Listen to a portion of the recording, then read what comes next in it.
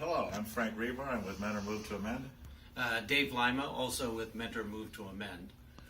And Move to Amend is an organization dedicated to creating a 28th Amendment to the Constitution to state simply that corporations are not people and that money is not a form of speech. And because we're recommending that we have a 28th constitutional amendment, we thought it would be appropriate to first of all review some about the U.S. Constitution. If you will recall, our Constitution begins with the phrase, "We the people." This is very important. This establishes right off the bat that we the people are free and sovereign. Sovereign meaning the right to rule or the ability to rule. So we're free and sovereign to rule ourselves. We have rights that are private to us as individuals. We don't have a king. So the Constitution actually provides for the delegation of power to government. Government is, we have to remember this, is always subordinate to and accountable to the people. The government has duties prescribed by the people, and in carrying out those duties, they create laws, but those laws must be in the public interest. Being that these laws must be in the public interest, these laws cannot violate the rights of the free and sovereign people. We wanted to make this emphasis today, which is why we have this dichotomy that we've created, showing what the rights of the people are and what the duties of the government are. So in looking at the Constitution, we wanted to make this point and emphasize this point once again. The Constitution provides for the people that are free and sovereign, that have rights, that are private, and the Constitution guarantees that. At the same time, the Constitution establishes a government that is held subordinate and accountable to we the people. The government has duties they must perform. To perform these duties, they create laws, and these laws must be in the public interest. So in 1788, when the Constitution was ratified, it applied to white male property owners only. And Frank, how many people do you think that applied to? Gee, Dave, I don't know. I'm going to guess 15%. Wrong. It was 5% of the population. 5%. And so we thought we'd throw in a little humor here. But the point is that because it only applied to 5% of the population, since then there has been a struggle for legal personhood in a variety of groups. Those groups include black males, all females, and young people between the ages of 18 and 21. So, civil rights, the suffrage movement, these have all been in response to the limitations that the Constitution had originally. What about corporations? Where do they fit in this? Well, in 1789 and for 75 years thereafter, in order for a corporation to be established, the corporation had to draw up a charter, submit that charter to their state house, where it had to be approved by the state Senate and the state House of Representatives. And then it would go to the governor, who could also had to approve it, or he could veto it. If any one of those three entities vetoed it or shot it down, that corporation was not established. This is very much like establishing a law in the public interest. But this was a privilege, not a right. Nowadays, it's a little bit different. Dave, can you tell us how you established a corporation? I had a counseling business, and I created a corporation, what it entailed was simply to fill out an application and have that application accompanied by a $125 check, send it in to the Secretary of State, and lo and behold, I'm now a corporation with constitutional rights. Basically, all you need is 2 box tops and one thin dime. The Supreme Court's decisions over the years have given corporations rights that makes that these corporations must be treated as people.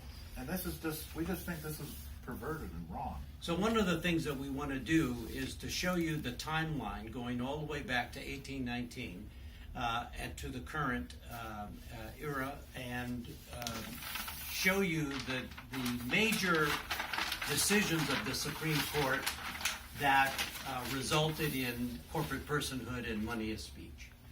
Our first major decision was Dartmouth College versus Woodward in 1819. In this case, it was established that corporations can enter into a contract. This gives corporations a legal footing into our judicial system and thus constitutional protection.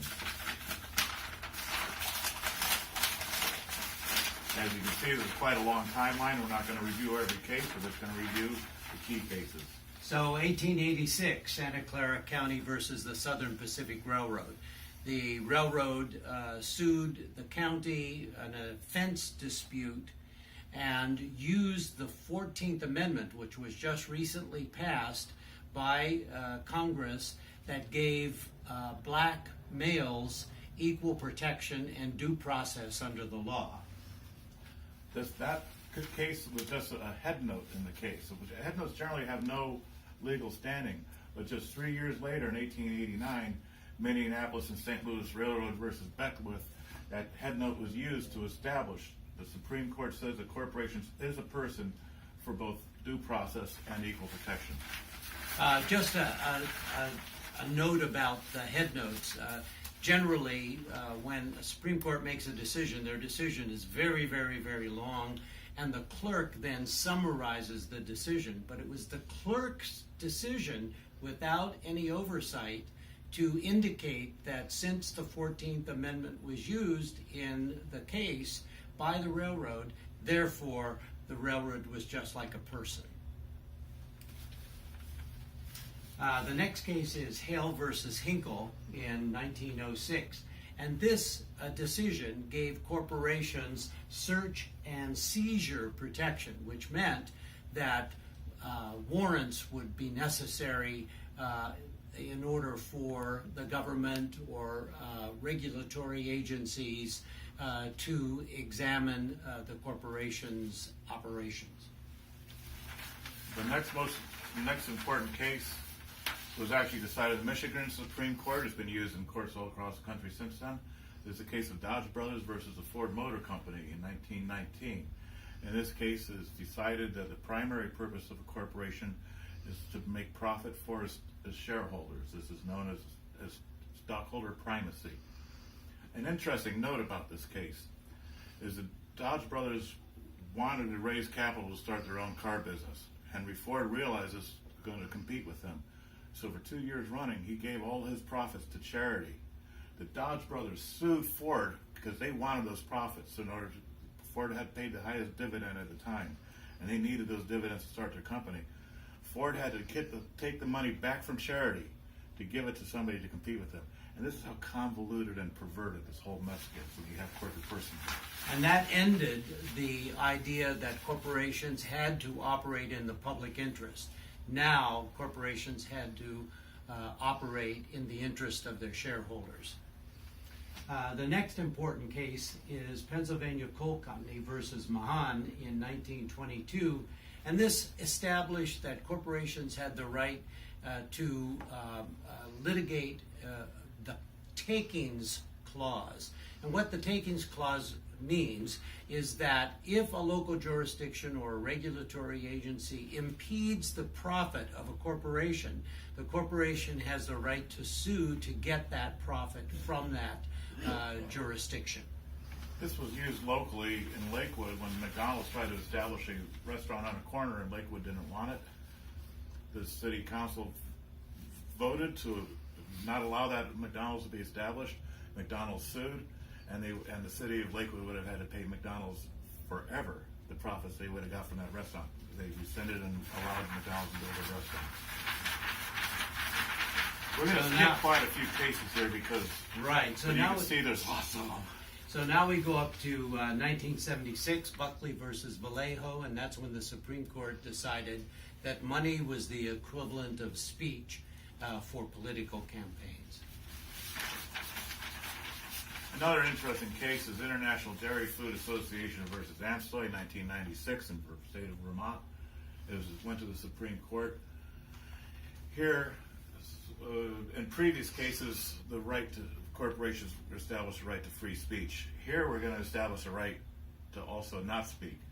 The state of Vermont wanted to force the dairy corporations to label their products as containing bovine growth hormone if they so did, and the Supreme Court said that violates their right not to speak, and thus labeling like that is illegal.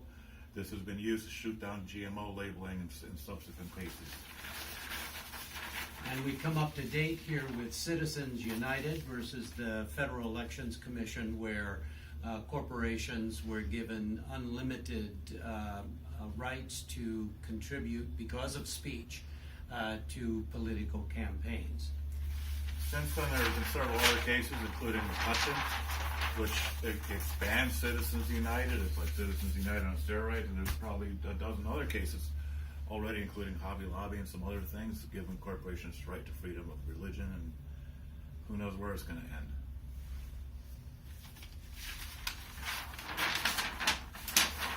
So we have to remember that we're talking about court doctrines, not democratically enacted laws. And the two court doctrines that are primary here are corporate personhood and money is speech. They are not democratically enacted laws. These laws are just enacted by 9 people who sit on the Supreme Court, many of which have never been elected to a public office in their life. And these democratically enacted laws, in order to be overturned, they can overturn, the Supreme Court can basically overturn our democratically enacted laws. We pass laws to try to protect our environment, health, safety, laws for disclosure, laws for election process, and the Supreme Court keeps overturning them one after another, saying corporations must make a profit. So what we did back in 2013 was collect over 2,000 signatures in the city of Mentor, and then had a ballot initiative in 2014 where it passed by a 70% affirmative vote, 10,000 yes votes to 4,000 no votes, where people agreed that there was too much money in politics, and they indicated that they were in favor of a 28th constitutional amendment.